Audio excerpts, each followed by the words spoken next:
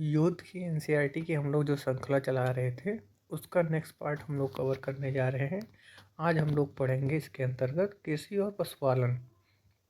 कृषि और पशुपालन में सबसे पहले पढ़ेंगे हम लोग चावल। वह फसल जिसकी खेती के लिए जलाक्रांति की आवश्यकता होती है वह कौन सी फसल है? चावल। जो जलाक्रांति की आवश्यकता होती है किस फसल के लिए जरूरी होती है?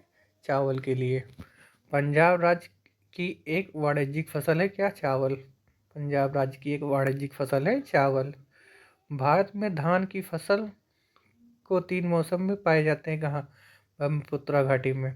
जो ब्रह्मपुत्रा घाटी है उसमें धान की फसलों को 3 मौसम में भी उगाया जाता है। विश्व में चावल उत्पादन में भारत का कौन सा स्थान है? द्वितीय स्थान। विश्व में चावल उत्पादन में भारत का कौन सा स्थान है? द्वितीय स्थान है। भारत का प्रमुख गेहूं उत्पादन क्षेत्र कौन सा है?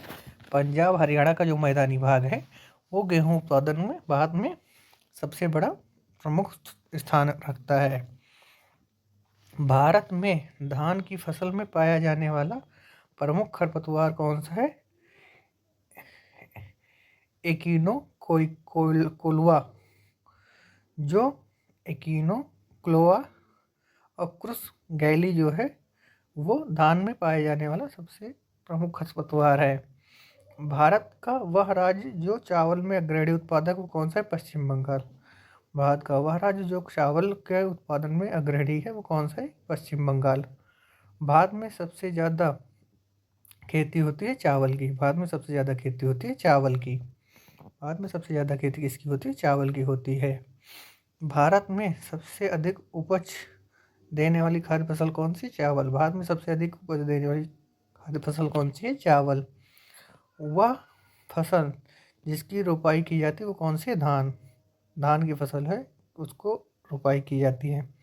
धान में सफ़ेदा रोग की रोकथाम के लिए छिड़काव किया जाता है किसका? फेरस सल्फेट का। सफ़ेदा रोग की रोकथाम के लिए किसका छिड़काव किया जाता है?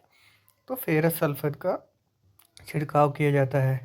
रेनबो क्रांति संबंधित है कृषि एवं संबंधित क्षेत्रों में समग्र विकास से। रेनबो क्रांति कृषि एवं संबंधित क्षेत्र के समग्र विकास से संबंधित है। बासमती चावल के दाने पकाने पर लंबे हो जाते हैं क्योंकि उसमें बाहुल्य होते हैं क्या? एमाइलोज जो है वो बासमती चावल में पाया जाता है इसलिए पकाने पर वो लंबे हो जाते हैं। स्थानांतरित कृषि प्रचलित है कहाँ? नागालैंड में।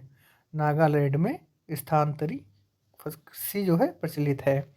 कुल उत्पादन के सापेक्ष वह फसल जिसका अंतर्राष्ट्रीय बाजार व्यापार कम है वो कौन सा है? चावल। कुल उत्पादन के सापेक्ष वह फसल जिसका अंतर्राष्ट्रीय व्यापार कम है वो कौन सा फसल है? धान या चावल। चावल की फसल में अंतर्राष्ट्रीय व्यापार बहुत कम होता है। जाया, पद्मा एवं कृष्णा किस धान की उन्नत किस्में किसकी? धान की। यानी कि जाया, पद्मा और कृष्णा किस फसल की उन्नत किस्में हैं? तो वो किसकी है? धान की हैं। भारत में चावल के 4 प्रमुख उत्पादक राज्य कौन से हैं? नंबर 1 पश्चिम Bengal, number 2 Punjab, number 3 Uttar Pradesh, number 4 Andhra Pradesh. Basmati चावल की रोपाई हेतु उपयुक्त बीज दर क्या है? 15 से 20 किलोग्राम प्रति हेक्टेयर। यानी बासमती चावल की जो बीज जो है उसमें 15 से 20 किलो प्रति हेक्टेयर की दर से डाली जाती है। चावल का दूसरा प्रमुख उत्पादक राज्य कौन सा है? उत्तर प्रदेश। चावल का दूसरा प्रमुख उत्पादक राज्य उत्तर प्रदेश और पहला प्रमुख उत्पादक राज्य कौन सा है? वो पश्चिम बंगाल है। पंजाब क्षेत्र में हरित क्रांति पैकेज का पहली लहर चली। हरित क्रांति पैकेज की पहली लहर कब चली? पंजाब क्षेत्र में चली। चावल खरीफ की फसल का उदाहरण है। चावल किसकी फसल का उदाहरण है? खरीफ की फसल का उदाहरण है। चावल की खेती के लिए उच्च तापमान और अधिक आर्द्रता के साथ साथ अधिक वर्षा की आवश्यकता होती है। चावल की फसल के लिए उच्च तापमान और अधिक आर्द्रता के साथ साथ अधिक वर्षा की आवश्यकता होती है। अनाज वाली अधिकांश फसलों के लिए लगभग 50% आहार जल पदचिह्न की आवश्यकता होती है। अनाज वाली अधिकांश फसलों के लिए लगभग 50% आहार जल पदचिह्न की आवश्यकता होती है। चावल फसल भारत की दक्षिणी राज्यों में पूरे साल उगाई जाती है। जो चावल है वो दक्षिण भारत में लगभग पूरे साल उगाया जाता है।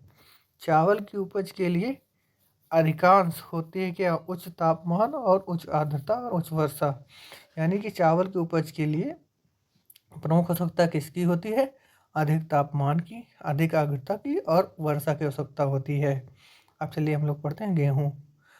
भारत का वह राज्य जिसमें गेहूं का सर्वाधिक उत्पादन होता है तो वो कौन सा राज्य है, उत्तर प्रदेश। उत्तर प्रदेश में गेहूं सबसे अधिक उत्पादित होता है। भारत का सर्वाधिक गेहूं उत्पादन वाला राज्य कौन सा है, उत्तर प्रदेश। कल्याण सोना किसकी किस्म है, तो गेहूं की किस्म है। कल्याण सोना गेहूं की किस्म है। रस्ट है गेहूं की फसल का रोग। रस्ट किसकी फसल का रोग है, गेहूं की फसल का रोग। हरित क्रांति के फलस्वरूप गेहूं का प्रति एकड़ उत्पादन का रिकॉर्ड अंक था 2000 किग्रा। यानी हरित क्रांति के बाद प्रति एकड़ गेहूं का उत्पादन लगभग कितना हो गया था, वो 2000 किग्रा हो गया था। 12 पूसा वन प्रजाति किसकी, गेहूं की। 12 पूसा वन प्रजाति किसकी है, गेहूं की। हरित क्रांति का सर्वाधिक प्रभाव देखा गया था गेहूं में। हरित क्रांति का सर्वाधिक प्रभाव किसमें देखा गया था, गेहूं में देखा गया था। गेहूं फसल करनाल बंट रोग से संबंधित है। करनाल बंट रोग जो है वो गेहूं की फसल से संबंधित है। भारत के पंजाब राज्य को भारत की रोटी की टोकरी के नाम से लोकप्रिय है। भारत की रोटी की टोकरी किसे कहा जाता है, पंजाब को कहा जाता है। अब चलिए हम लोग चाय और कहवा के बारे में पढ़ते हैं। भारत में चाय और कॉफ़ी की फसल आती है वृक्षारोपण श्रेणी में। भारत में चाय और कॉफ़ी की फसल जो है वो वृक्षारोपण की श्रेणी में आती है। भारत में कॉफ़ी का सबसे ज़्यादा उत्पादन करने वाला राज्य कौन सा है, कर्नाटक। भारत में कॉफ़ी का सबसे अधिक उत्पादन करने वाला राज्य कौन सा है, कर्नाटक। एक बागानी फसल क्या है, चाय। चाय एक कैसी फसल है, बागानी फसल है। भारत का प्रमुख चाय उत्पादक राज्य कौन सा है, असम। भारत का प्रमुख चाय उत्पादक राज्य कौन सा है, असम। अंग्रेजों द्वारा सर्वप्रथम कहवा बागान लगाए गए थे चिकमंगलूर जनपद में। यानी कि कहवा के बागान अंग्रेजों द्वारा सर्वप्रथम कहाँ लगाए थे, चिकमंगलूर में लगाए गए थे। कॉफ़ी खेती के आधार पर सबसे बड़ा क्षेत्रफल वाला राज्य कौन सा है, कर्नाटक। कॉफ़ी की खेती वाला सबसे अधिक क्षेत्रफल वाला राज्य कौन सा है, तो वो कर्नाटक है। भारत में बाबा बुदन की पहाड़ियों पर कॉफ़ी की खेती शुरू की गई थी। कॉफ़ी की खेती सर्वप्रथम बाबा बुदन की पहाड़ियों पर शुरू की गई थी। प्रारंभ में यमन से भारत में लाई गई कॉफ़ी एक प्रसिद्ध किस्म क्या थी, अरेबिका। जो यमन से भारत कॉफ़ी लाई गई थी की एक किस्म थी, उस किस्म का क्या नाम था, अरेबिका। बागान फसल की श्रेणी में आती क्या, कॉफ़ी। कॉफ़ी एक बागान फसल की श्रेणी में आते हैं। चलिए अब हम लोग गन्ना के बारे में पढ़ते हैं। भारत का वह राज्य जो गन्ना उत्पादन में अग्रणी है वो कौन सा, उत्तर प्रदेश। गन्ना उत्पादन में अग्रणी राज्य कौन सा है, उत्तर प्रदेश। गन्ने की प्रति हेक्टेयर पैदावार तथा गन्ने के रस की मात्रा अधिक होती है दक्षिणी राज्यों में। गन्ने की प्रति हेक्टेयर उत्पादन तथा रस की मात्रा अधिक कहाँ पे होती है, दक्षिणी राज्यों में। भारत के प्रथम 3 सर्वाधिक गन्ना उत्पादक राज्य कौन से हैं, उत्तर प्रदेश, महाराष्ट्र और कर्नाटक। भारत के प्रथम 3 चीनी उत्पादक राज्य कौन से हैं, उत्तर प्रदेश, महाराष्ट्र, कर्नाटक। यानी कि गन्ना उत्पादक और चीनी उत्पादक दोनों राज्य सेम हैं। भारत का वह राज्य जहां गन्ने की खेती के अंतर्गत सबसे अधिक भूमि उपयोग होती है वो कौन सी, उत्तर प्रदेश। यानी कि उत्तर प्रदेश के में गन्ने उत्पादन के लिए भूमि का अत्यधिक उपयोग होता है। भारत का सबसे बड़ा गन्ना उत्पादक राज्य कौन सा है, उत्तर प्रदेश। भारत की निम्न फसलों में किस फसल के अंतर्गत उसके शुद्ध सकल कृषि क्षेत्र से सिंचित क्षेत्र में सर्वाधिक प्रतिशत गन्ना का। यानी भारत की निम्न फसलों में से किस फसल के अंतर्गत उसके शुद्ध सकल कृषि क्षेत्र में सिंचित क्षेत्र सर्वाधिक प्रतिशत है। यानी कि गन्ना की खेती जब की जाती है उसमें सिंचाई की अत्यधिक आवश्यकता होती है। गन्ना फसल के उत्पादन के लिए प्रति हेक्टेयर अधिकतम पानी की आवश्यकता होती है। गन्ना फसल के उत्पादन के लिए प्रति हेक्टेयर अधिकतम पानी के उत्पादन की आवश्यकता होती है। अब हम लोग जूट के बारे में पढ़ेंगे। गोल्डन फाइबर के रूप में जाना जाता है जूट को। गोल्डन फाइबर के रूप में जाना जाता है जूट को। जूट का अग्रणी उत्पादक राज्य कौन सा है, पश्चिम बंगाल। जूट का अग्रणी उत्पादन राज्य कौन सा है? पश्चिम बंगाल। भारत में जूट का सर्वाधिक क्षेत्र कहाँ है? पश्चिम बंगाल राज्य में। भारत में जूट का सर्वाधिक क्षेत्र है पश्चिम बंगाल राज्य। भारत और बांग्लादेश जूट के प्रमुख उत्पादक हैं। भारत और बांग्लादेश जूट के प्रमुख उत्पादन हैं। विभाजन के दौरान भारत का जूट उत्पादन एक बड़ा भूभाग पाकिस्तान के हिस्से में चला गया। विभाजन के बाद जूट का एक बड़ा उत्पादक राज्य पाकिस्तान के हिस्से में चला गया। पाकिस्तान का जो हिस्सा था वो वर्तमान का बांग्लादेश, यानी इसको पूर्वी पाकिस्तान के नाम से जाना जाता था। इसलिए ये जूट की फैक्ट्रियाँ जो है वो पूर्वी बंगाल में चली गई थी और जो पश्चिमी बंगाल में बचा था यहाँ पे उत्पादन था। तो इसलिए भारत में जूट उद्योग पहले चरम सीमा पे था और विभाजन के बाद कम पड़ गया था। कपास का अग्रणी उत्पादक राज्य कौन सा है? महाराष्ट्र। कपास का अग्रणी उत्पादक राज्य महाराष्ट्र। वह देश जिसका कपास प्रति हेक्टेयर उत्पादन विश्व में सर्वाधिक ऑस्ट्रेलिया। जो ऑस्ट्रेलिया देश है उसका प्रति हेक्टेयर उत्पादन कपास का सर्वाधिक है। कपास की कृषि के लिए अनुकूल दशाएं क्या है? गर्म, आर्द्र और दीर्घ ग्रीष्मकाल। यानी कि कपास की कृषि के लिए गर्म, आर्द्र और दीर्घ ग्रीष्मकालीन दिन चाहिए। भारत में आधे से अधिक सोयाबीन का उत्पादन राज्य कौन सा है? मध्य प्रदेश। यानी कि आधे से अधिक सोयाबीन का उत्पादन अकेले कौन सा राज्य करता है? मध्य प्रदेश। सोयाबीन खेती के अंतर्गत क्षेत्र सर्वाधिक क्या? मध्य प्रदेश। सोयाबीन खेती के अंतर्गत क्षेत्र सर्वाधिक है मध्य प्रदेश। सबसे अधिक प्रोटीन पाई जाती है सोयाबीन के दाने में। सबसे अधिक प्रोटीन पाई जाती है सोयाबीन के दाने में। अब चलिए पढ़ते हैं हम लोग तिलहनी फसलों के बारे में। संकर तिलहनों की बुआई की वजह से खाद्य तेल के उत्पादन में अचानक वृद्धि हुई। वो क्रांति क्या कहलाती थी? पीली क्रांति। यानी पीली क्रांति के बाद खाद्य तेलों के उत्पादन में अचानक से अत्यधिक वृद्धि हुई थी। तिलहन उत्पादन में वृद्धि संदर्भित करती पीली क्रांति। पीताम्बरी एक प्रजाति किसकी? पीली सरसों की। पीताम्बरी एक पीली सरसों की प्रजाति है। भारत में तिलहन का सबसे बड़ा उत्पादक राज्य कौन सा है? राजस्थान। भारत में तिलहन का सबसे बड़ा उत्पादक राज्य कौन सा है? राजस्थान। सूरजमुखी की खेती में अग्रणी राज्य कौन सा है? कर्नाटक। सूरजमुखी की खेती का अग्रणी राज्य कौन सा है? कर्नाटक। मूंगफली खरीफ की फसल है। मूंगफली खरीफ की फसल है। उत्तर भारत में खरीफ की फसल और दक्षिण भारत में रबी की फसल है तिल। यानी तिल जो है उत्तर भारत में खरीफ की फसल और दक्षिण भारत में रबी की फसल है। एक खाद्य रोपण फसल नहीं है क्या? रबड़। रबड़ जो है खाद्य रोपण फसल नहीं है। भारत में फसली ऋतुएं पाई जाती कितनी? 3। भारत में फसली ऋतुएं कितनी पाई जाती? 3 पाई जाती हैं। रबी फसल की खेती की जाती है सर्दी के मौसम में। रबी फसल की खेती कब की जाती है? सर्दी के मौसम में। पर्यावरणीय खेती यानी इको फार्मिंग को जैविक खेती या ऑर्गेनिक खेती के नाम से जाना जाता है। नींबू का सबसे बड़ा उत्पादक राज्य कौन सा है? भारत है। नींबू का सबसे बड़ा उत्पादक देश कौन सा है? भारत। नींबू का सर्वाधिक उत्पादक देश भारत। काजू का मुख्य उत्पादक राज्य महाराष्ट्र। काजू का मुख्य उत्पादक राज्य महाराष्ट्र। आम की हिमसागर किस्म है पश्चिम बंगाल की। आम की हिमसागर किस्म है पश्चिम बंगाल की। आम की चौसा किस्म की पैदावार प्रसिद्ध है हिमाचल प्रदेश। चौसा कहाँ की किस्म है? हिमाचल प्रदेश में। मक्का, ज्वार, बाजरा, कपास, जूट, मूंगफली, सोयाबीन, धान आदि हैं खरीफ की फसलें। मक्का, ज्वार, बाजरा, कपास, जूट, मूंगफली, सोयाबीन और धान ये सब खरीफ की फसलें हैं। मिश्रित खेती की प्रमुख विशेषताएं क्या है? पशुपालन के साथ साथ फसल उत्पादन को एक साथ करना। यानी पशुपालन के साथ साथ फसल उत्पादन मिश्रित खेती के प्रमुख लक्षण है। रबी की फसल है सरसों। रबी फसल है सरसों की। सरसों किसकी फसल है? रबी की फसल है। घास जैसे सभी प्रकार के पौधे जिनमें मकड़ीदार खाद्य बीज होती है कहलाता है अनाज। घास जैसे सभी प्रकार के पौधे जिसमें माड़ीदार खाद्य बीज होता है वो कहलाता है अनाज।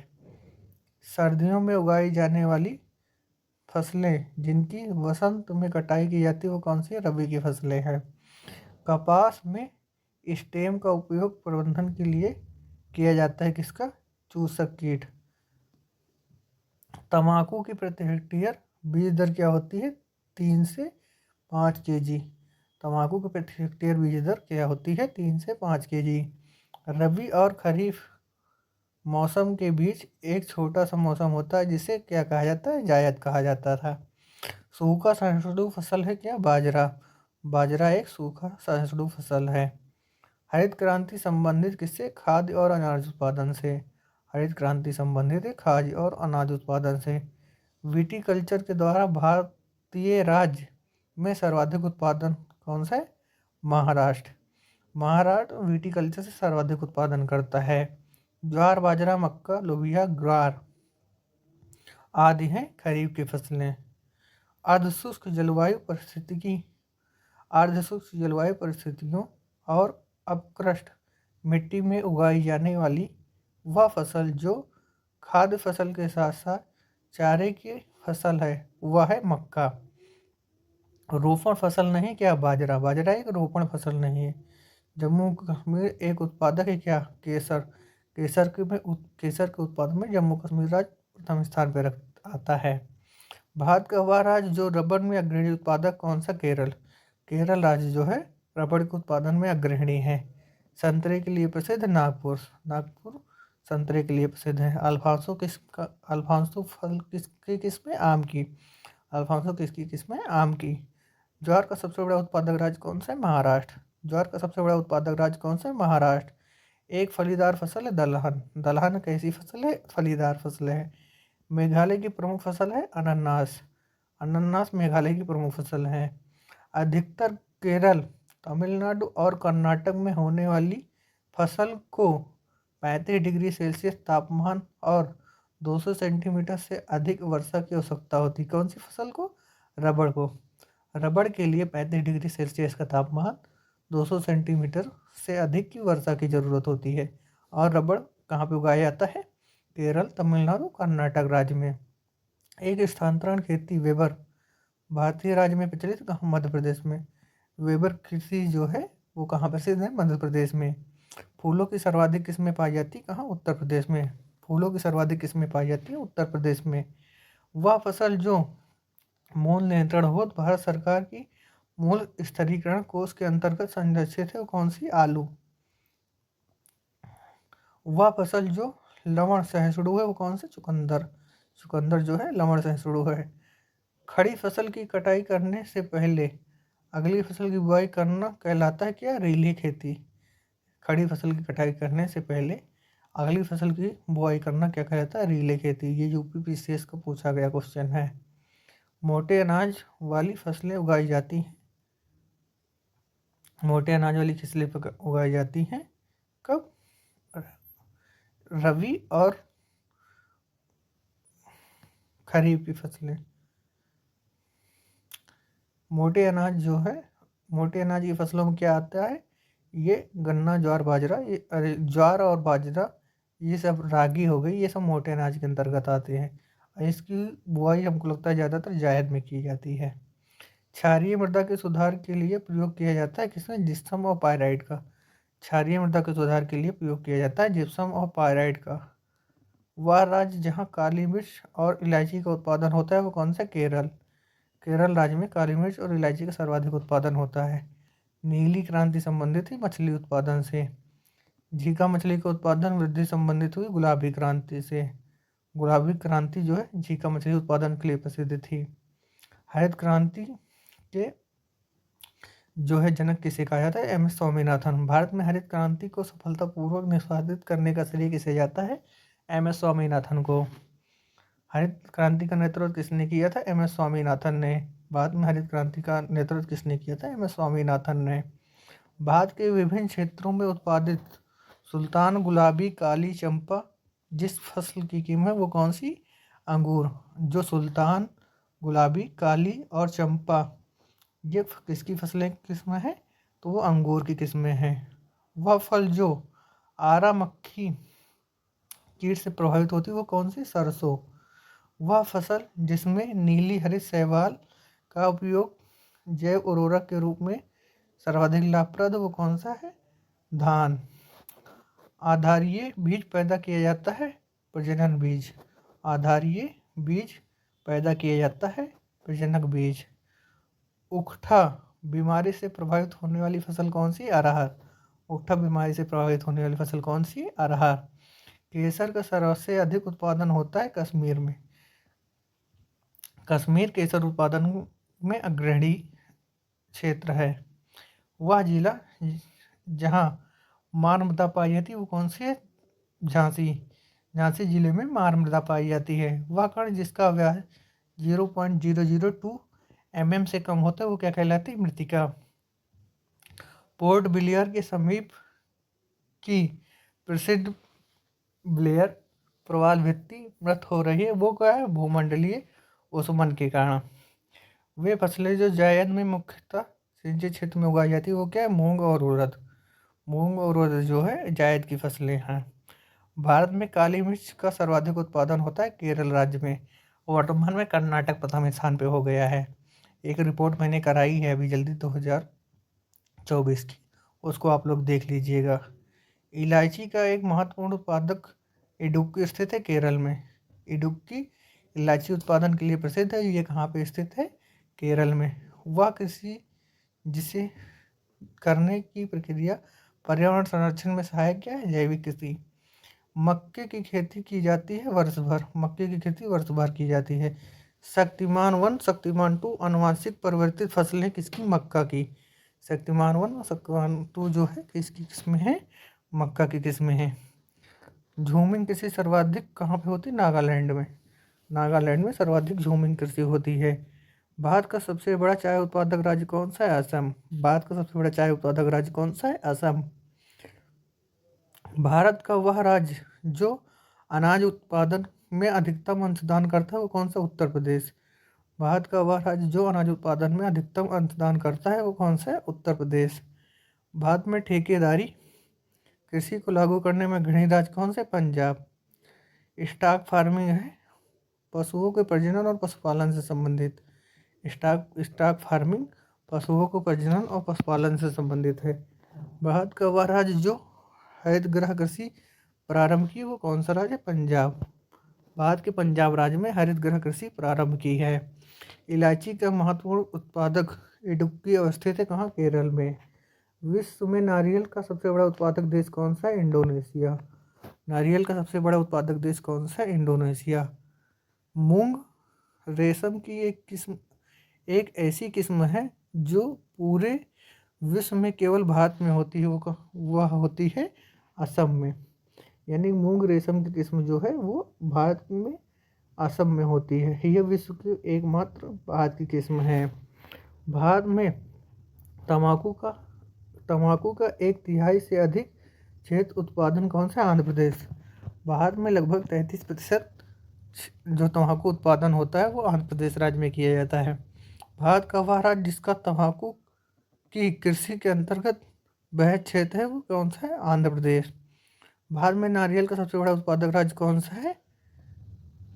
इस समय केरल है, इससे पहले तमिलनाडु था। दक्षिण भारत में उच्चतम कृषि उत्पादकता वाला क्षेत्र कौन सा है? तमिलनाडु तट। दक्षिण भारत में उच्चतम कृषि उत्पादकता क्षेत्र पाया जाता है कहाँ? तमिलनाडु में। कौशल फसल की उन्नत प्रजाति क्या? मूंगफली। कौशल जो किस्म है वो किसकी किस्म है? मूंगफली की। भिंडी के पीत वर्ण सिरा की बीमारी होती है किससे? सफ़ेद मक्खी से। भिंडी में पीत वर्ण सिरा की बीमारी होती है सफ़ेद मक्खी। भारत का 3/4 से अधिक कच्चा रेशम प्राप्त होता है आंध्र प्रदेश और कर्नाटक राज्य से। भारत का 3/4 से अधिक कच्चा रेशम प्राप्त होता है आंध्र प्रदेश और कर्नाटक से। साधारणतः ओरोबैंकी खरपतवार पाया जाता है तंबाकू की खेती में। ओरोबैंकी खरपतवार तंबाकू की खेत में पाया जाता है। भारत में उत्तर प्रदेश जिनके उत्पादन में प्रथम स्थान रखता है वो है गन्ना और गेहूँ। भारत का जो उत्तर प्रदेश राज्य है वो गन्ना और गेहूँ के उत्पादन में अग्रणी है। बाद में दालों का सबसे बड़ा उत्पादक राज्य कौन सा है? मध्य प्रदेश। महाराष्ट्र में की वह फसल जो श्वेत स्वर्ण के नाम से जानी जाती है वो कौन सा है? कपास। विटीकल्चर द्वारा उत्पादित होता है अंगूर। अंगूर का उत्पादन विटीकल्चर के द्वारा किया जाता है। हरित क्रांति में अधिक उपज देने वाले उन्नत बीजों का प्रयोग हुआ जिनके लिए आवश्यक है अधिक उर्वरक और अधिक पानी। भारत में खाद्य तेल का सबसे अधिक उत्पादन करने वाला राज्य कौन सा है? मध्य प्रदेश। भारत में खाद्य तेल का सबसे अधिक उत्पादन करने वाला राज्य कौन सा है? मध्य प्रदेश। भारत में फसलों की बुआई के अंतर्गत शुद्ध क्षेत्रफल लगभग कितना है? 14 करोड़ हेक्टेयर। यानी भारत की फसलों की बुआई के अंतर्गत शुद्ध क्षेत्रफल कितना है? 14 करोड़ हेक्टेयर। भारत का वह राज्य जो रेशमी वस्त्र के सबसे बड़ा उत्पादक वो कौन सा है? कर्नाटक। भारत का वह राज्य जो रेशमी वस्त्र का सबसे बड़ा उत्पादक है कौन सा है? कर्नाटक। वह दलहनी फसल जो वातावरण और नाइट्रोजन स्थिरीकरण नहीं करते वो कौन से? राजमा। राजमा एक ऐसी दलहनी फसल है जो नाइट्रोजन का स्थिरीकरण नहीं करता। इसको आप लोग याद कर लीजिए, मोस्ट इम्पॉर्टेंट है। आम की सर्वाधिक निर्यात किस्म कौन सी? अल्फांसो। अल्फांसो किस्म की आम प्रजाति जो है वो आम की सर्वाधिक निर्यात करने वाली फसल है या किस्म है। प्राकृतिक रबड़ के उत्पादन में भारत का स्थान है चौथा। प्राकृतिक रबड़ के उत्पादन में भारत का स्थान कौन सा है? चौथा। स्थानांतरित कृषि को असम में झूम कृषि के रूप में जाना जाता है। स्थानांतरित कृषि को असम में झूम कृषि के नाम से जानता है। सामान्य रूप से कम श्रम और पूंजी के साथ साथ बड़े बड़े खेतों और कृषि को विस्तृत खेती कहा जाता है। सामान्य रूप से कम श्रम और पूंजी के साथ बड़े बड़े खेतों में कृषि को विस्तृत खेती कहा जाता है। स्थानांतरित खेती को बगीराम के नाम से जाना था उड़ीसा में। जो बगीराम है उसको उड़ीसा राज्य में स्थानांतरित खेती को बगीराम के नाम से जाना जाता है या बरिंगा नाम से भी जाना जाता है।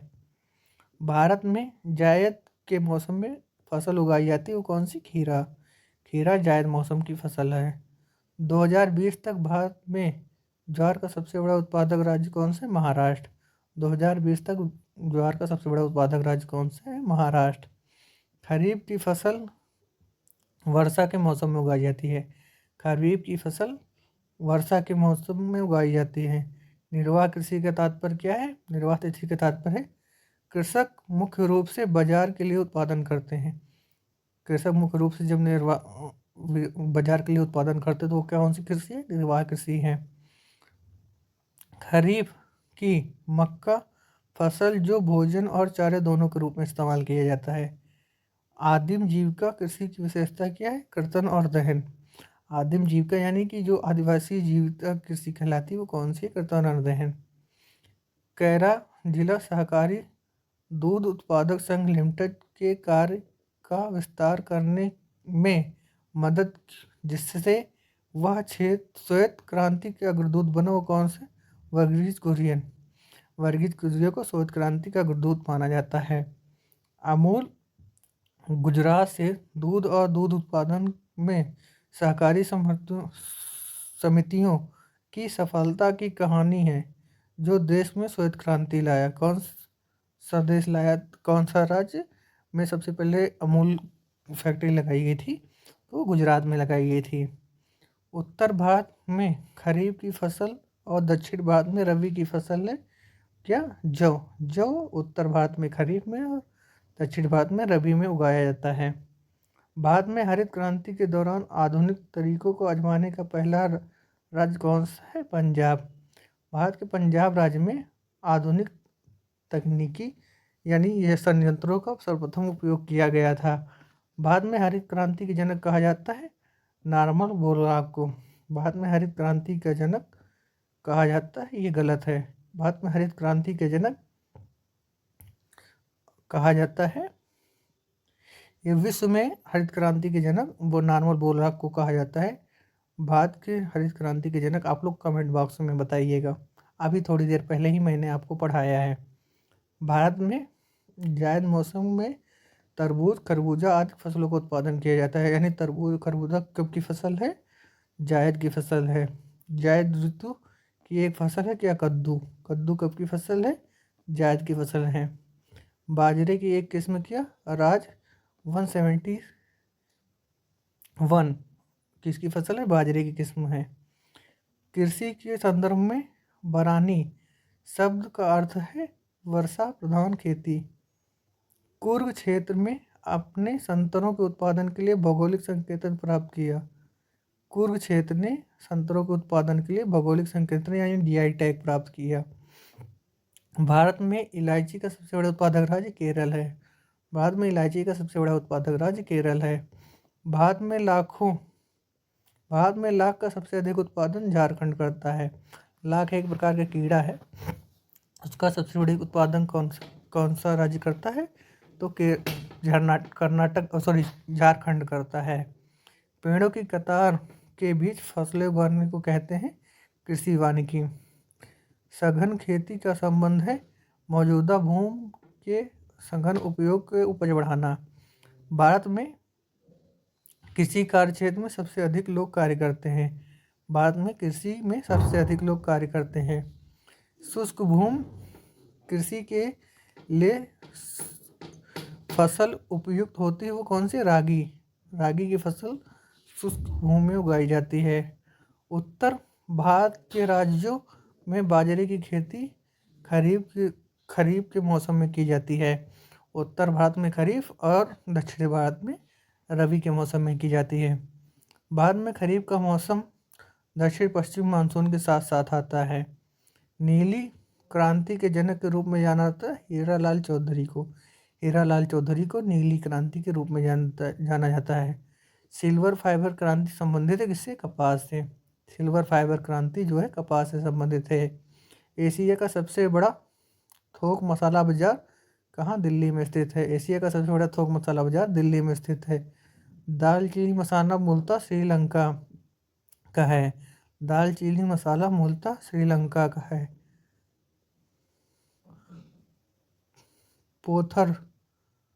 पोर्थर खेती का संदर्भ है किससे? ओलेरी कल्चर से। तोथबर खेती का संदर्भ है ओलेरी कल्चर से।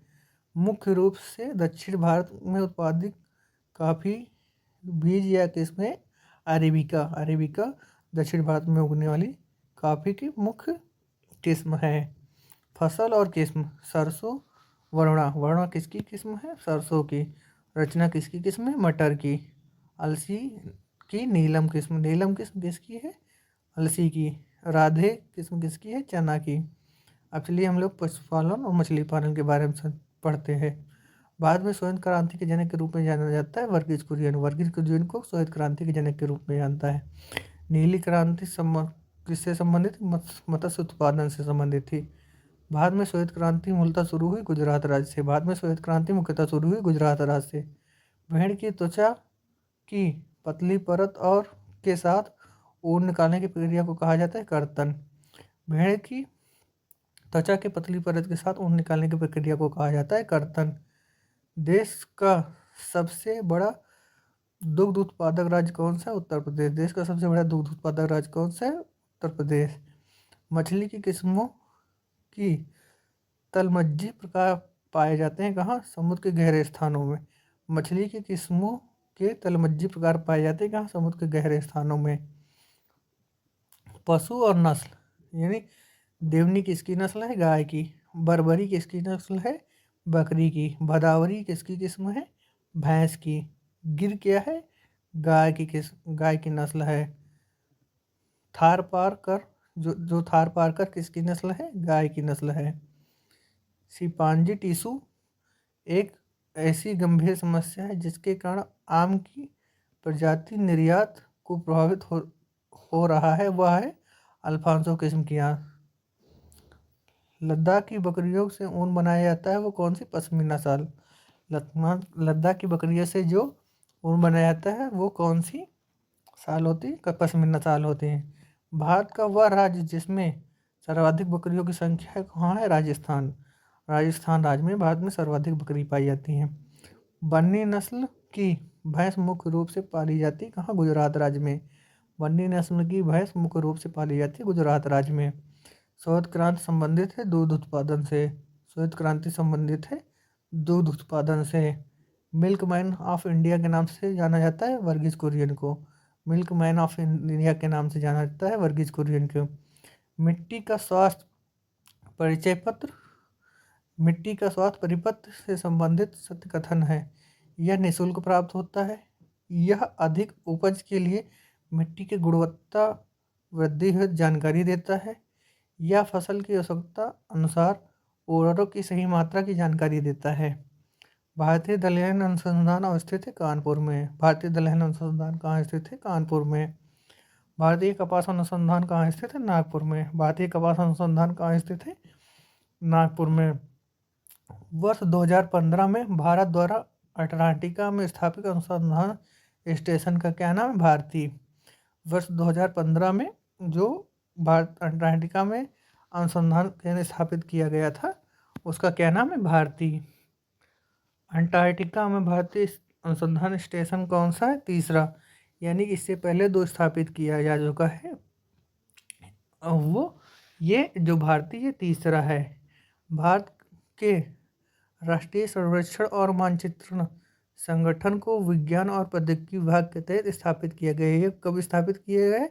1767 ईस्वी में। टी बोर्ड ऑफ इंडिया का मुख्य कार्यालय स्थित है कहाँ? कोलकाता में। टी बोर्ड ऑफ इंडिया का मुख्य कार्यालय स्थित है कोलकाता में। हरिश्चंद्र अनुसंधान संस्थान स्थित है इलाहाबाद में। हरिश्चंद्र अनुसंधान संस्थान स्थित है इलाहाबाद में। केंद्रीय औषधि अनुसंधान स्थित है लखनऊ में। केंद्रीय औषधि अनुसंधान कहाँ स्थित है? लखनऊ में। वन अनुसंधान संस्थान कहाँ? देहरादून में स्थित है। वन अनुसंधान संस्थान देहरादून। 1974 में प्रथम कृषि विज्ञान केंद्र की स्थापना की गई थी पांडिचेरी में। 1974 में प्रथम कृषि विज्ञान केंद्र की स्थापना की गई थी पांडिचेरी में। भारतीय शहर वेधशाला स्थित है नई दिल्ली में। भारतीय शहरी वेधशाला स्थित है नई दिल्ली में। केंद्रीय एग्रोमार्क प्रयोगशाला है नागपुर में। केंद्रीय एग्रोमार्क प्रयोगशाला स्थित है नागपुर में। राष्ट्रीय शल्य वानिकी अनुसंधान केंद्र स्थित है झांसी में। राष्ट्रीय शल्य वानिकी अनुसंधान केंद्र स्थित है झांसी में। वर्ष 2014 में Indian aluminium company limited Hirakud का विलय कर दिया गया था हिंदुस्तान एल्युमिनियम कंपनी लिमिटेड में, हिंडाल्को में। यानी इंडाल का विलय हिंडाल्को में कर दिया गया था। राष्ट्रीय डेयरी विकास बोर्ड का मुख्यालय कहाँ है? आनंद नगर गुजरात। राष्ट्रीय डेयरी विकास बोर्ड का मुख्यालय कहाँ है? आनंद नगर गुजरात। भारत में वर्षा वन अनुसंधान संस्थान कहाँ है? जोरहाट असम में। भारत में वर्षा वन अनुसंधान संस्थान कहाँ है? जोरहाट असम में। अंतर्राष्ट्रीय चावल अनुसंधान संस्थान का दक्षिण एशिया क्षेत्रीय केंद्र स्थित है वाराणसी में। भारतीय चारागाह और चारा अनुसंधान संस्थान स्थित है झांसी में। भारतीय चारागाह और चारा अनुसंधान संस्थान स्थित है झांसी में। गुड़गांव में राष्ट्रीय बागवानी बोर्ड की स्थापना हुई सन 1984 में। गुड़गांव में राष्ट्रीय बागवानी बोर्ड की स्थापना हुई सन 1984 में। भारत का वन्यजीव संस्थान अवस्थित है देहरादून में। भारत का वन्यजीव संस्थान स्थित है देहरादून में। राष्ट्रीय पर्यावरण अभियांत्रिकी संस्थान स्थित है नागपुर। राष्ट्रीय पर्यावरण अभियांत्रिकी संस्थान स्थित है Nagpur. Indian bureau of mines का मुख्यालय अवस्थित है नागपुर में। इंडियन ब्यूरो ऑफ माइंस का मुख्यालय स्थित है नागपुर में। खेती के लिए फसल चक्र का महत्व है। इससे उत्पादन में वृद्धि होती है, मृदा की उर्वरता संरक्षित रहती है, मिट्टी का कटाव कम होता है। भारत द्वारा दक्षिण पोलर क्षेत्र अंटार्कटिका में तीसरा स्थायी शोध स्टेशन की स्थापना करने का प्रस्ताव किया गया। इसका नाम क्या है? भारती। भारती जो है दक्षिण अटलांटिक पोलर यानी अटलांटिक क्षेत्र में एक स्थापित स्पेस सेंटर है। फसल प्रणाली शोध निदेशालय स्थित है मेरठ में। फसल प्रणाली शोध निदेशालय स्थित है मेरठ में। अटलांटिका में भारत के दूसरे स्थायी स्टेशन का नाम क्या है? मैत्री। मैत्री भारती दोनों जो हैं वो अटलांटिका में स्थापित स्थायी स्टेशन है। भारत और एशिया का पहला डॉल्फिन अनुसंधान संस्थान स्थापित किया गया पटना में। ये भी मोस्ट इंपॉर्टेंट क्वेश्चन है, कई परीक्षाओं में पूछा जा चुका है। दक्षिण गंगोत्री है अटलांटिका में स्थित स्वचालित स्टेशन। अटलांटिका के उस पहले अनुसंधान केंद्र का नाम बताइए जो भारत सरकार द्वारा निर्मित किया गया। दक्षिण गंगोत्री भारत का इसमें अब तीनों एक लोग लाइन से याद कर लेते हैं हम लोग। दक्षिण गंगोत्री प्रथम था, दूसरा मैत्री, तीसरा जो स्थापित किया गया वो भारती। अटलांटिका किसी क्षेत्र में स्थित भारतीय अनुसंधान केंद्र है मैत्री। यानी पहला दक्षिणी गंगोत्री था, दूसरा मैत्री था, तीसरा जो है भारती था। Indian grain storage management and research institute स्थित है हापुड़ में।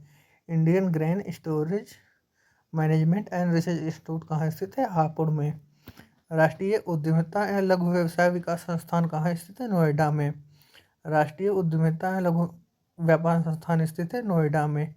गोविंद बल्लभ पंत सामाजिक विज्ञान संस्थान स्थित है इलाहाबाद यानी वर्तमान प्रयागराज में। हरिश्चंद्र अनुसंधान संस्थान कहाँ स्थित है? इलाहाबाद में। शोध संस्थान और उनकी स्थिति कहाँ है?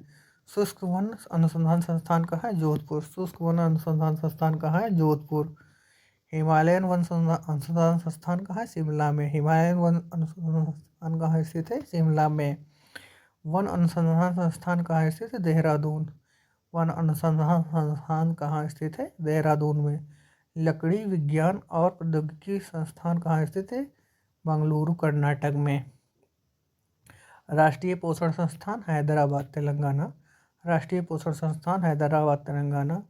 भारतीय वन्यजीव संस्थान देहरादून उत्तराखंड। भारतीय वन्यजीव संस्थान कहाँ? देहरादून उत्तराखंड। राष्ट्रीय आयुर्वेद संस्थान जयपुर राजस्थान। राष्ट्रीय आयुर्वेद संस्थान जयपुर राजस्थान। राष्ट्रीय प्राकृतिक चिकित्सा संस्थान पुणे।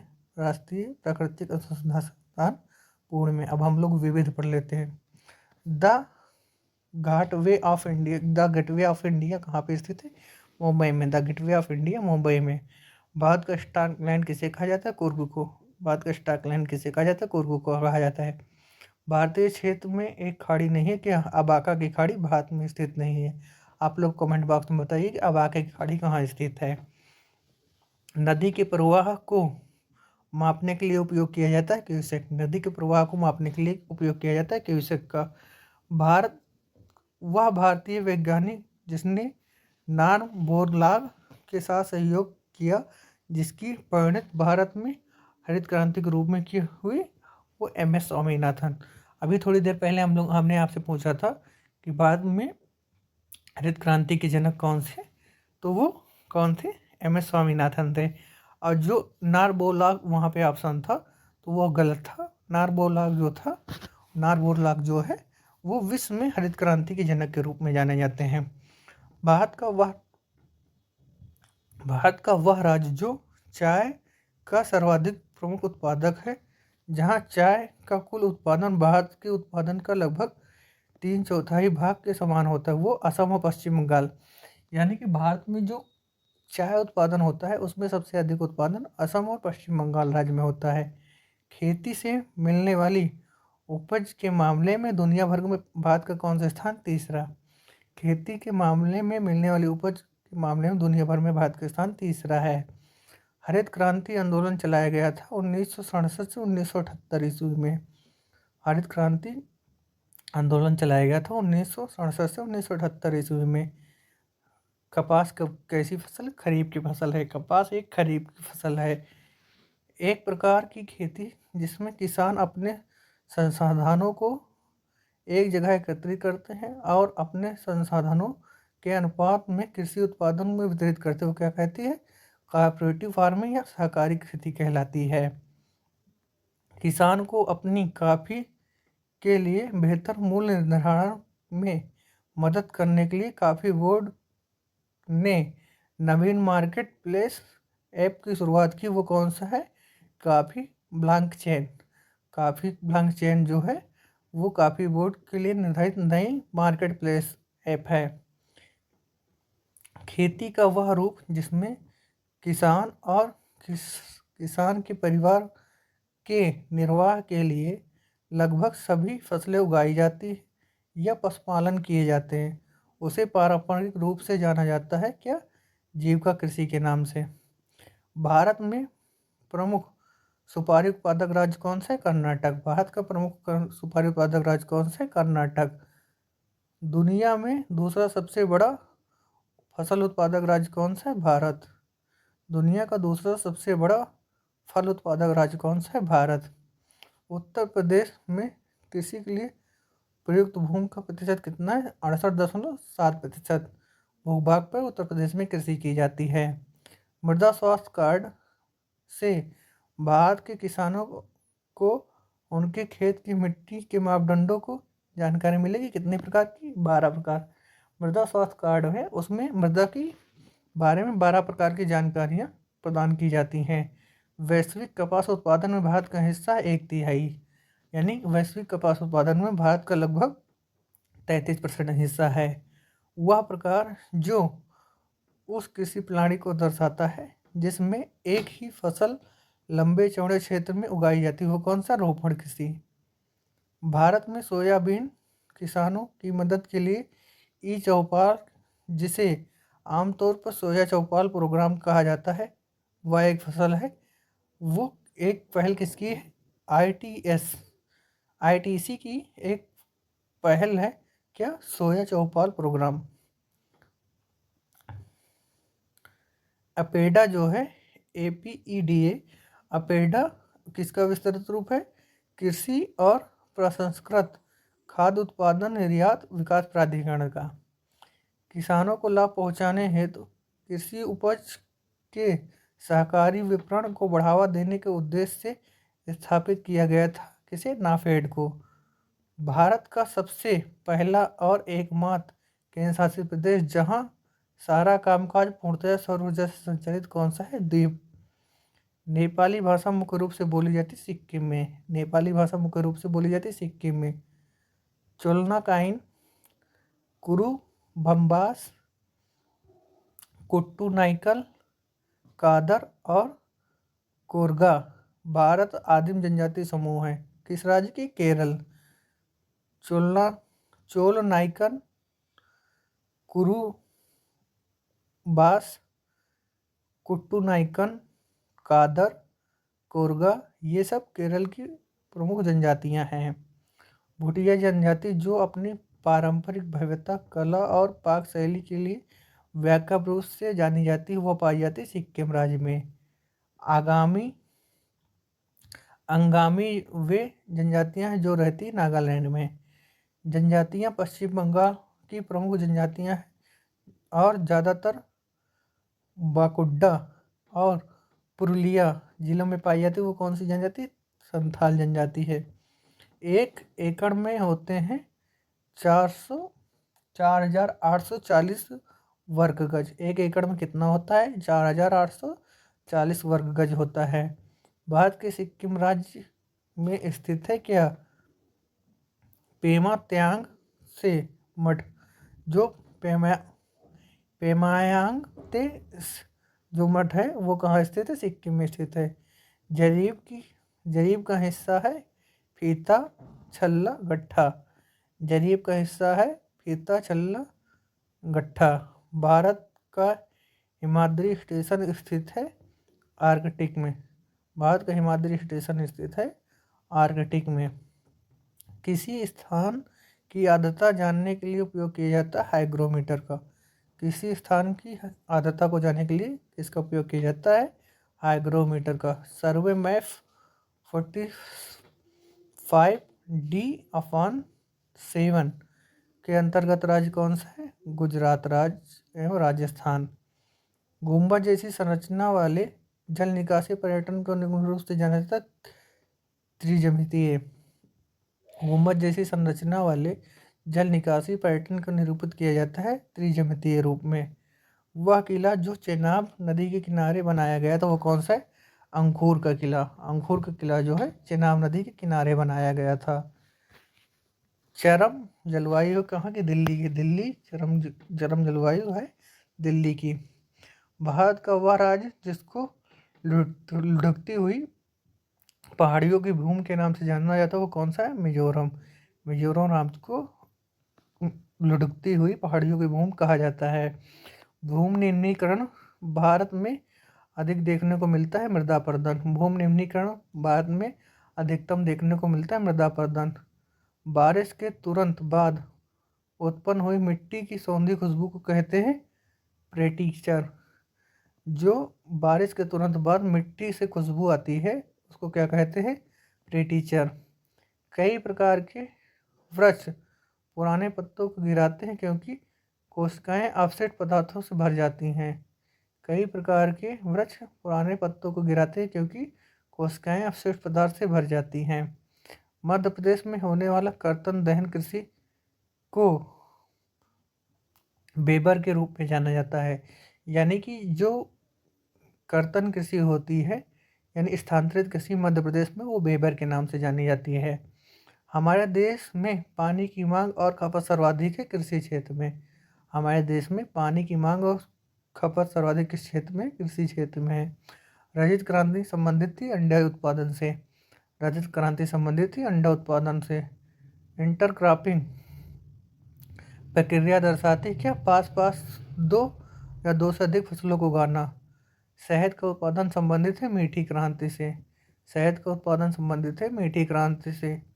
समोच्च जुताई होती है समोच्च रेखाओं के साथ साथ ढालू भूमि की जुताई। उर्वरकों में क्रांति का संबंध से है भूरी रंग की क्रांति से। भूरी क्रांति को उर्वरकों क्रांति के रूप में जाना जाता है। अंडमान और निकोबार द्वीप समूह में सैल्स एंड वर्न कृषि कहा जाता है क्या? डिप्पा। सैल्स एंड वर्न कृषि को अंडमान और निकोबार द्वीप समूह क्या कहा जाता है? डिप्पा कहा जाता है।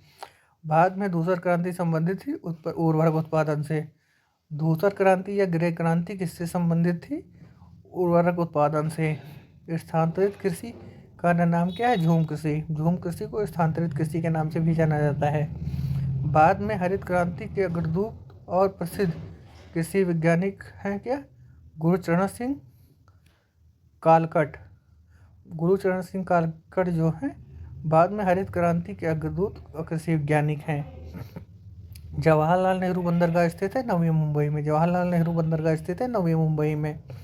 भारतीय रेलवे ने जम्मू एवं कश्मीर में विश्व के सबसे ऊंचे रेलवे आर्क ब्रिज का निर्माण किया। वो कौन सी नदी पर किया है? चिनाब नदी पर किया है। जल एकत्र करने की एक पारंपरिक तरीका है क्या? बावड़ी। जल एकत्र करने की एक पारंपरिक तरीका है बावड़ी। अधिक ऊंचाई वाले क्षेत्र में बर्फ की सफाई की जाती है सीमा सड़क संगठन। अधिक ऊंचाई वाले क्षेत्रों में बर्फ की सफाई की जाती है सीमा सड़क संगठन यानी BRO द्वारा। ऑपरेशन थर्ड शुरू किया गया था रेलवे सुरक्षा बल द्वारा। ऑपरेशन थर्ड शुरू किया गया था वो रेलवे सुरक्षा बल द्वारा। शुष्क या आर्द्र शुष्क और गर्म इलाकों में नियमित रूप से लगातार पानी उपलब्ध कराने की व्यवस्था कहलाती कनात। यानी कि जो शुष्क और अर्ध शुष्क और गर्म इलाकों में नियमित रूप से लगातार पानी उपलब्ध कराने की एक व्यवस्था कहलाती है क्या? कनात। वह राज्य जहां सियांग नदी पर भारत के सबसे लंबे single lane steel cable suspension पुल का उद्घाटन किया वो कौन सा राज्य है? अरुणाचल प्रदेश। गुजरात के कच्छ जिले में थार रेगिस्तान में लवणीय दलदल है कच्छ का रण। यानी कि गुजरात में जो रेगिस्तान का लवणीय दलदल पाया जाता है वो कच्छ का रण कहलाता है। भारत में जैव भौगोलिक क्षेत्र है कितने? 10। भारत में जैव भौगोलिक क्षेत्र कितने हैं? 10 हैं। रायथू बंधु योजना है तेलंगाना राज्य की। रायथू बंधु परियोजना कहाँ की है? तेलंगाना राज्य की। भारत के रामेश्वरम द्वीप तथा श्रीलंका के मन्नार द्वीप के मध्य स्थित है राम सेतु। राम सेतु भारत के रामेश्वरम द्वीप तथा श्रीलंका के मन्नार द्वीप के बीच स्थित है। मछलीपट्टनम या मसूलीपट्टनम भारत के पूर्वी तट पर एक समृद्ध बंदरगाह था जो प्रसिद्ध था कलमकारी के लिए। 0 माइल स्टोन को ब्रिटिश द्वारा स्थापित किया गया था, जो इस बिंदु का प्रयोग सभी दूरियों को मापने के लिए है। यह है नागपुर में, यानी कि जो 0 माइल स्टोन पॉइंट बिंदु है वो कहाँ पे है, नागपुर में स्थित है। भारत में चेरापूंजी, विशाखापत्तनम, कोलकाता इत्यादि जैसे स्थानों में हवा में नमी का उच्च स्तर होता है। ऐसे स्थानों को वातावरण को कहते हैं क्या, आर्द्र। हमारे यहाँ ग्रह धरती का नाम उत्पन्न है किससे, अंग्रेजी भाषा के। हमारे ग्रह अर्थ का नाम उत्पन्न है इससे, अंग्रेजी भाषा से, यानी अर्थ जो है अंग्रेजी भाषा का शब्द है। वह देश जो भारत के साथ कच्छ के रण का कुछ हिस्सा साझा करता है वो कौन सा है, पाकिस्तान। भारतीय दंड संहिता का समुद्र क्षेत्र में विस्तार फैला हुआ है क्या, 12 समुद्री मील तक। यानी भारत का समुद्री मील का विस्तार कितना है, 12 समुद्री मील तक या नॉटिकल मील तक। भारत की विभिन्न नदियों में जल की गुणवत्ता सुधारने के लिए पर्यावरण एवं विज्ञान मंत्रालय की प्रमुख योजना क्या, राष्ट्रीय नदी संरक्षण योजना। भूजल रिसाव के द्वारा रिचार्ज होता है। कुछ स्थानों पर भूजल भौम स्तर से नीचे कठोर चट्टानों के परतों के बीच होता है। इस जल को कहते हैं क्या, एक्वीफर। महानदी बेसिन में बना वह बांध जो बाढ़ नियंत्रण के साथ साथ जल संरक्षण को समाहित करता है वो कौन सा बांध है, हीराकुंड बांध। भारत और अफगानिस्तान द्वारा बनाए गए मैत्री बांध के नाम से जाना जाता है क्या, सलमा बांध को मैत्री बांध के नाम से जाना जाता है। वह शहर जिसको भारत का मैनचेस्टर के रूप में जाना जाता है वो कौन सा है, अहमदाबाद। अहमदाबाद अपनी स्थापना की जयंती मना रहा है, कौन सा, 600वीं जयंती मना रहा है। प्रमाणित बीज के थैले का प्रयोग किए जाने वाला टैग का रंग क्या है, नीला। प्रमाणित बीज के थैले पर प्रयोग किए जाने वाले टैग का रंग क्या है, नीला। औद्योगिकीकरण का अनुसरण करता है क्या, नगरीकरण। औद्योगिकीकरण का अनुसरण करता है क्या, नगरीकरण। डायमंड हार्बर तथा साल्ट लेक सिटी अवस्थित है कोलकाता में। डायमंड हार्बर एंड साल्ट लेक सिटी स्थित है कोलकाता में। वह प्रदेश जिसमें सर्वाधिक अनुसूचित जनजाति पाई जाती है, कहाँ, मध्य प्रदेश में। वह प्रदेश जिसमें सर्वाधिक अनुसूचित जनजाति पाई जाती है, मध्य प्रदेश में। भारत में वरिष्ठ आयु निर्भरता अनुपात है क्या, 14.2%। भारत में वरिष्ठ आयु निर्भरता अनुपात है 14.2%। भारत में मलिन बस्तियों की जनसंख्या का सर्वाधिक संकेंद्रण पाया जाता है महाराष्ट्र में। भारत में मलिन बस्तियों की जनसंख्या का सर्वाधिक संकेंद्रण पाया जाता है महाराष्ट्र राज्य में। एकाकी परिवार को माना जा सकता है क्या, एक प्राथमिक समूह। एकाकी परिवार को माना जा सकता है एक प्राथमिक समूह। जनगणना 2011 के अनुसार उत्तर प्रदेश राज्य की कुल जनसंख्या में ग्राम जनसंख्या का प्रतिशत कितना होता है, 77.7%। गंगा डॉल्फिन सेंचुरी स्थित है सुल्तानगंज में। गंगा डॉल्फिन सेंचुरी स्थित है सुल्तानगंज में। भारत का वह राज्य जो फूलों की कृषि के लिए अग्रणी वो कौन सा है, कर्नाटक। फूलों की खेती के लिए अग्रणी राज्य कौन सा है, कर्नाटक। दो मुख्य ऋतुओं वाली फसलों के बीच एक जल्द पकने वाली फसल लेना क्या कहता है, कैच क्रॉप कहलाता है। भारत में हरित क्रांति आई थी क्या, 1960 से 70 के दशक में। भारत में हरित क्रांति 1960 से 70 के दशक में आई थी। भारत की हरित क्रांति उच्च उपज वाली किस्म के बीजों की अहम भूमिका निभाई। भारत कृषि में हरित क्रांति का अर्थ है खाद्यान्नों के उत्पादन में असाधारण वृद्धि। स्थानांतरण कृषि को स्लैश एंड बर्न कृषि के नाम से भी जाना जाता है। खेती के स्थानांतरण कृषि को श्लेषण बंद कृषि के नाम से भी जाना जाता है। पूर्वोत्तर भारत में स्थानांतरण कृषि को झूम कृषि के नाम से जानते हैं। खेती योग्य बंजर भूमि ऐसी भूमि होती है जो 5 से अधिक सालों से ऊसर पड़ी है और सुधार कार्यों के माध्यम से सुधारने की खेती का काम में लाया जा सकता है। गुआ और नाओमुंडी खदानें भारत के झारखंड राज्य में स्थित है। भूरी क्रांति किससे संबंधित थी? चमड़ा उत्पादन से। स्वर्ण क्रांति बागवानी से। धूसर क्रांति उर्वरक उत्पादन से। काली क्रांति पेट्रोलियम और कोयला उत्पादन से संबंधित थी। साइलेंट घाटी कहाँ स्थित है? केरल में। साइलेंट घाटी कहाँ स्थित है? केरल में। सिंधु घाटी पाकिस्तान अफगानिस्तान उत्तरी भारत में है। दामोदर घाटी पश्चिम बंगाल। दामोदर घाटी पश्चिम बंगाल। स्थानांतरित कृषि और राज्य। पूनम स्थानांतरित कृषि जो पूनम झूम कृषि है उसे झूम कृषि को पोलम नाम से केरल में जाना जाता है। बीरा के नाम से मध्य प्रदेश। झूम के नाम से असम। पुड्डू के नाम से उड़ीसा। नृत्य और माने हुए कलाकार। कथकली कृष्ण नायर। कथकली कृष्ण नायर। कुचिपुड़ी राजा और